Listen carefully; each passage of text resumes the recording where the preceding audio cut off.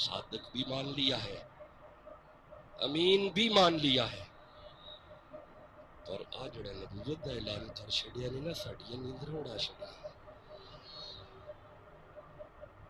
یہ بات جب ابو جہل نے کی ہے نا، سامنے امیہ بیٹھا تھا، امیہ نے کہا رک ابو جہل، میں نہ آج پچھلی رات ساری رات بلال کو مارتا رہا، اور یہ تو بندے ہائی ہائی کرتے ہیں، میں جیسے جیسے بلال کو ماروں بلال آگے سے محمد محمد۔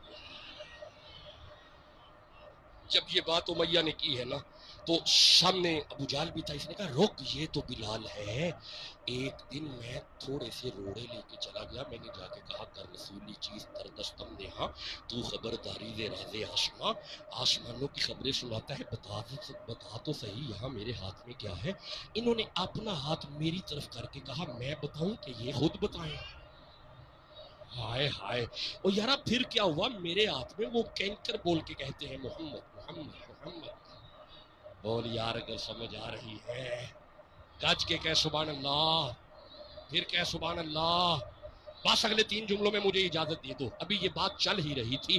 اب نہ بیٹا یار ڈونٹ کمیونیکیٹ پلیز، میری طرف بیٹا، be concentrate your mind toward the Holy Quran. نہ میرا بیٹا، آپ کو تو پتہ ہے آپ سے بڑے بڑے بچے میرے پاس تو پڑھتے رہے ہیں، آپ توجہ میں، آپ ویسے بھی شکیل دو میرے، آپ میری طرف توجہ کرو، سبحان اللہ کہنا۔ نوجوانوں، ابو جہل نے کہا رات کا ٹائم ہے، سارے سوئے ہوئے ہیں، چلیے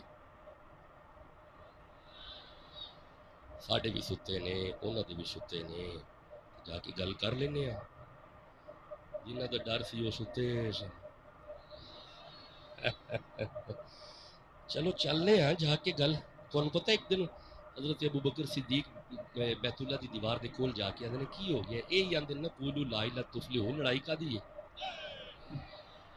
انہاں بندیاں کہ پہلے انہوں تے کرو نہ سدھیا، یہ سارے بندے ابو بکر دے قریب آئے، انہوں نے تھپڑ مارے، زور زور دی تھپڑ۔ میں نے پڑھا ہے کہ زیادہ فوکس آپ کے چہرے پہ رہا، حضرت ابو بکر کے چہرے پہ تھپڑ پہ تھپڑ، تھپڑ پہ تھپڑ، تھپڑ پہ تھپڑ، تھپڑ پہ تھپڑ انہوں نے مارے۔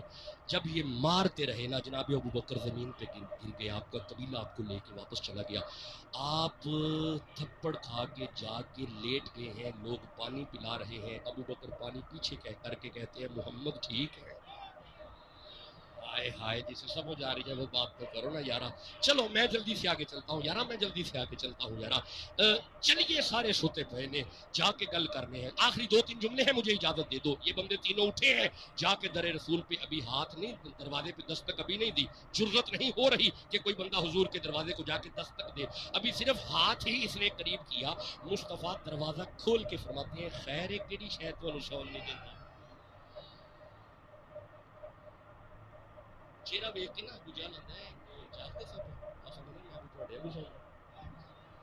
اب ٹائم نہیں ہے وگرنہ میں مصطفیٰ کی نیند قرآن پاک میں سے پڑھوں، نہ اب ٹائم نہیں ہے۔ ایک دن باہر کے صحن میں سوئے ہوئے تھے نا، تو چہرے پہ چادر تھی، ایک غلام آیا، 14ویں رات کا چاند پورے چوبن پہ تھا، اس نے کہا کبھی یہ چادر پیچھے ہو جائے میں ذرا دیکھوں تو صحیح آسمانوں کا چاند پیارا ہے یا آمینہ کا چاند پیارا ہے۔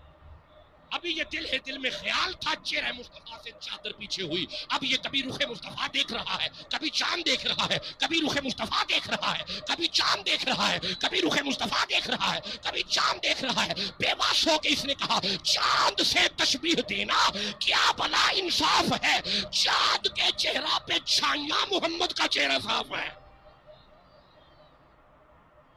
آپ فرماتے بولو کیسے آنا ہوا؟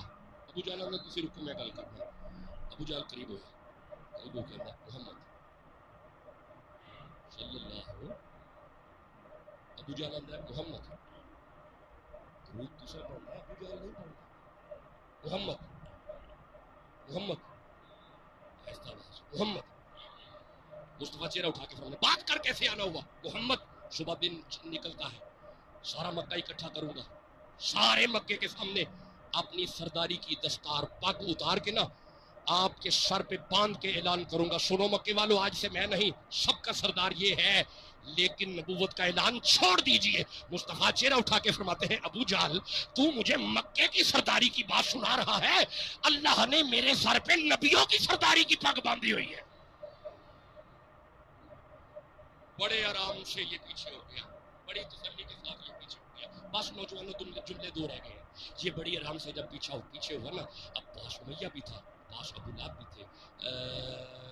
امیہ قریب ہو کے کہتا ہے میں بات کروں. ابو لہب کہتا ہے نہیں تو رک, پہلے میں کروں گا.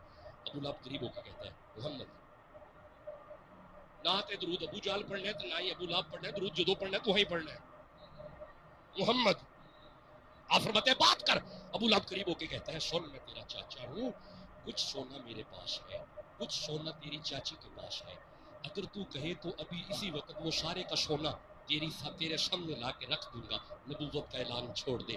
مصطفیٰ چہرہ اٹھا کے فرماتے ہیں چاچا یہ تو 2 4 5 6 7 8 کلو سونا میرے سامنے رکھ رہا ہے. صبح دن نکلتا ہے, جس پہاڑی کی طرف تو کہے گا میں اشارہ کروں گا سونا ہو جائے گی. بس آخری جملہ ہے گجرانوالہ والوں, مجھے اجازت دے دو.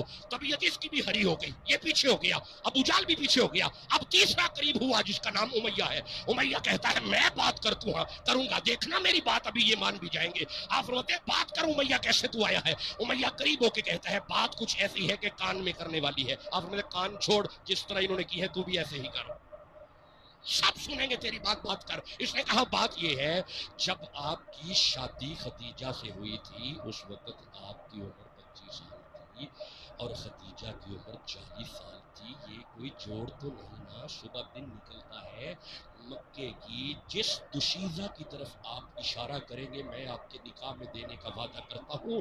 لیکن نبوت کا اعلان چھوڑ دیے. اب مصطفیٰ کی آنکھوں میں آنسو آئے. آپ چہرہ اٹھا کے فرماتے ہیں امیہ تو مجھے مکے کی دوشیزہ گنوا رہا ہے. معراج کی رات میں مسجد پہ جا کے جنت میں بیٹھا, حوران غلمان میرے قریب آئے, میں نے اشارہ کر کے کہا ادھر آ حور. جی یا رسول اللہ تو میرے ابو بکر کے لیے ہے. ادھر آ. جی یا رسول اللہ تو میرے عمر کے لیے ہے. ادھر آ. جی یا رسول اللہ تو میرے عثمان کے لیے ہے. ادھر آ. جی یا رسول اللہ تو میرے علی کے لیے ہے. ادھر آ. جی یا رسول اللہ. جب میں نے حوروں کی تقسیم کی, ساری حوروں کی سردار میرے قریب آ کے کہتی ہے یا رسول اللہ آپ نبیوں کے سردار ہیں. حضور میں حوروں کی سردار ہوں, حضور میرے لیے کیا حکم ہے. آپ فرماتے ہیں میں نے چہرہ اٹھا کے کہا حوراں دی سردار ہے, تو میرے بلال واسطے میں